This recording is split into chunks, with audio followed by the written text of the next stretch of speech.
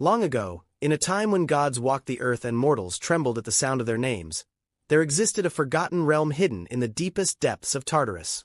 It was called the Kingdom of Shadows, a place even the oldest prophecies dared not speak of. It was said that Hades, lord of the underworld, had hidden there the souls that could find no peace, those too wicked for Elysium but too proud to suffer eternal torment.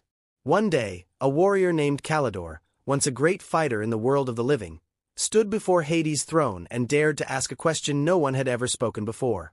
What lies beyond the borders of Tartarus? Gods do not like questions that disturb the order of their world. Hades frowned, and his eyes, as black as the abyss, glowed with anger. There is nothing beyond Tartarus. Do not question the will of the gods.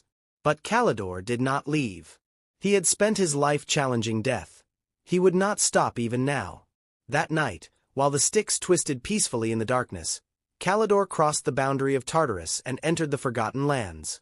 It did not take long before he found something he was never meant to see, a gate forged from pure darkness, blacker than the deepest night, pulsing with an eerie energy. And beyond it, something called his name. He stepped through. The Kingdom of Shadows was not empty. It was filled with beings that Hades refused to release into the mortal world or keep in his domain.